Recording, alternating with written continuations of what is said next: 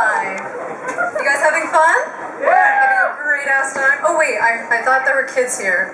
Are there kids here? I saw kids earlier. We good? We good? Okay. Bedtime. Well, hi. So, I have family over this weekend, because I still live at home, and that's about as fun as it sounds. And, okay. I am Mexican, technically. I still hold on to my Mexican citizenship. And so every year or so, my family comes from the motherland and just sort of invades for a couple weeks. And I don't know, maybe this is a stereotype, but like, let me get a consensus here. Based on my family alone, Mexicans are some of the most racist people I've ever met in my entire life. I don't know where that plays with you. But actually, my first ever job was working in like fruit fields, you know, with migrant workers and stuff like that. And they would just give me the eye of death, like when they saw me, until they heard me speak Spanish, and then it was like, you're cool. You're cool. But what's actually really funny is that the guys that I worked with that were my age in the fields, they said nigga more than I've heard any black guy in my entire life. Like, they said that to each other, and I'm like, okay. And that's when I really learned that my mom is racist with the guys that I date, because, I mean, I could bring home any guy and she'll be really sketchy, she'll give them the eye of death, you know? But she kept trying to set me up with the guys that I was working with, and I swear to God, as soon as they show up, they get into their little group and all they talk about is, man, I'm gonna buy so many strippers and so much weed with this next check. And she's like, oh, those boys, they're so nice. Yeah. My mom is Catholic, well, pseudo-Catholic, I like to call it. See, I was raised Catholic, but that means that I'm like automatically an atheist, and like, so she never goes, but if she like plays anything on the radio, or if I play anything on the radio, she'll be like, oh, that's vulgar, you shouldn't listen to that, God is watching. But like, she's got some jams that are pretty, here, I've got a few lyrics for you guys. This is written on my works training manual, which is, if you guys want to learn how to make a burrito, I got you covered. Here are a couple lyrics that she sings, just screams at the top of her lungs for years on end. I bought a bottle of wine, the good kind, and I poured some into your belly button. I remember, little by little I drank your pleasures. The wine in your skin, my God. And then she's got a nice variety of breakup songs. I'm not kidding.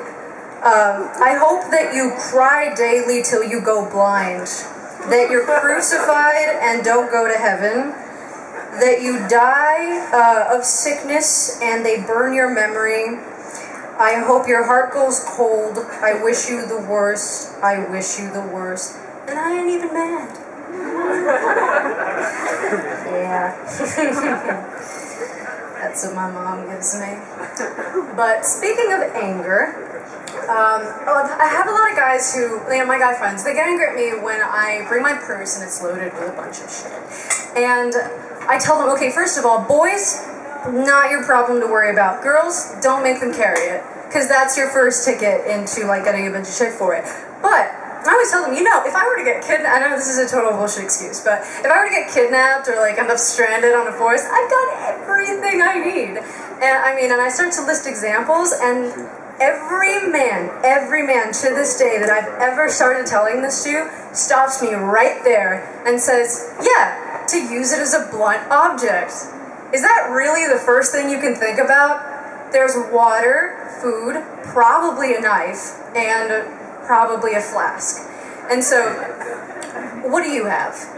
Probably a wallet, maybe a knife as well, and some condoms. So, how about you whip that out and you'll see what my blunt object can do. So, I don't know if he mentioned, I'm a newbie, so just excuse my shame. Wow, pretty quick there. So, unfortunately, there's a lot of things that I can't share with my parents about, like, particularly people that I that I take because I recently discovered that I am legitimately bisexual. And that took a while to figure out. Now all those years of watching lesbian porn make sense. That was a weird sleepover conversation. Oh yeah, see, I always thought it was one of those girls, it's like, oh yeah, I can appreciate the female form, because I feel like everybody can, you know? That's not any reason to call yourself bisexual. But I realized, oh yeah, I am bisexual. And I hear a lot of people bash on like sexuality in general, like you know, being gay or being bisexual, based on the fact they think it's all about sex. Are you kidding? I'm terrified for that encounter and I've learned that this kind of applies everywhere for sex. Just because you know how to take care of yourself doesn't mean you know how to take care of someone else. And so I feel like if I was ever in that situation, I'd act just like every guy in any coming of age movie. Just like, I want to say I'm sorry. You're amazing. Is that good? Oh my God, you're amazing. Thank you. Thank you so much. Thank you so much. Yeah. I don't know. And so I'm worried for that encounter. And yeah, I have this friend. She's actually out there somewhere. Somewhere out there. She has a mother who is really obsessed with health, but I mean, really. She has actually self-experimented on trying to reverse diabetes to the point where she has actually given herself open source from overdosing on vitamins. I shit you not. And she likes to call everything she doesn't like unhealthy. So, black people are unhealthy.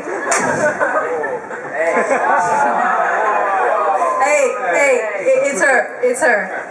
And let's see, weed is unhealthy. Loud music is probably unhealthy.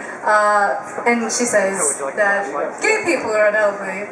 I said, God, if gay people or people with gay tendencies are unhealthy, God damn am I unhealthy. Alright, unfortunately that's all I got. Yeah.